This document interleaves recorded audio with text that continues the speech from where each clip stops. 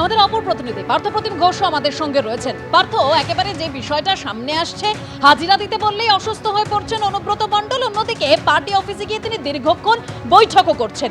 2 দিন হয়ে গেল, আজকের দিনটাও চলে গেল, অর্থাৎ 3 দিন চলে গেল। এবার পুলিশ কি করবে, এই প্রশ্নটা যেরকম উঠছে, অন্যদিকে যে মেডিকেল সার্টিফিকেট নিয়ে বিতর্ক তৈরি হয়েছে, সেই মেডিকেল সার্টিফিকেটও কি খতিয়ে দেখবে পুলিশ, কি জানতে পারছো?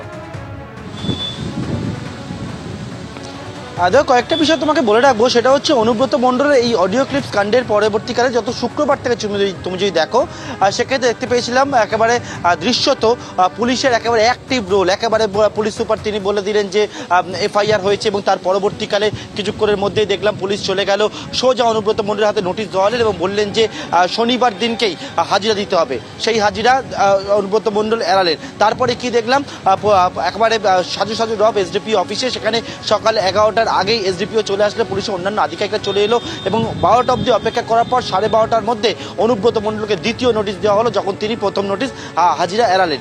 এবং তার পরবর্তীকালে কি দেখলাম, রবিবার দিনকে হাজিরা দিতে বলা হলো, সেম প্লেস এবং সেম টাইমে, অর্থাৎ এসডিপিও দপ্তরে। সেক্ষেত্রে কি দেখলাম, আবারও পুলিশে ঘিরে ফেললো এসডিপিও দপ্তর, দরজা বন্ধ হয়ে গেল, কারণ 11টার সময় অনুব্রত মণ্ডল আসবেন। কিন্তু সময় এলেও অনুব্রত মণ্ডল তিনি কিন্তু আসেননি। কিন্তু আজকে দেখলাম দৃশ্যত আজকে পুলিশের যে কোনো রকমভাবে অ্যাক্টিভ রোল সেটা দেখতে পাওয়া যায়নি ঠিকই, কিন্তু পুলিশের তরফ থেকে বলা হচ্ছে তারা তাদের যে স্ট্র্যাটেজি, সেই স্ট্র্যাটেজি তারা কিন্তু ইতিমধ্যে তৈরি করেছেন এবং তারা গোটা বিষয়ে পরবর্তী কী পদক্ষেপ নেবেন সেটা তারা দেখবেন। গতকালকেই পুলিশের তরফ থেকে জানানো হয়েছিল যে মেডিকেল রিপোর্ট সাবমিট করা হয়েছে, সেই মেডিকেল রিপোর্ট সম্পর্কিত বিষয় তারা যাবতীয় যে তথ্য, সেই তথ্য অনুসন্ধান করবেন। কিন্তু পুলিশ জানাচ্ছে তারা সমস্ত বিষয়টা খতিয়ে দেখছেন। 5 দিনের জন্য একেবারে সময় চেয়ে নিয়েছেন অনুব্রত মণ্ডল, এবং সেই 5 দিনের মধ্যে গতকালকের দিনকে তিনি আসেননি, আজকে দ্বিতীয় দিন।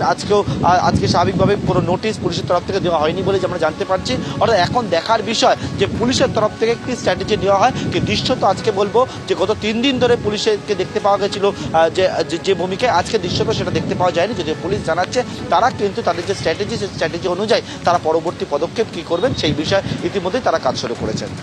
ধন্যবাদ পার্থ।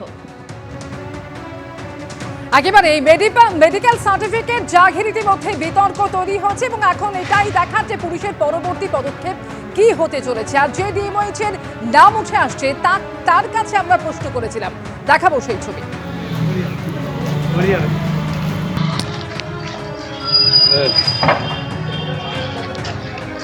দাদা একটু দাঁড়ান, দাদা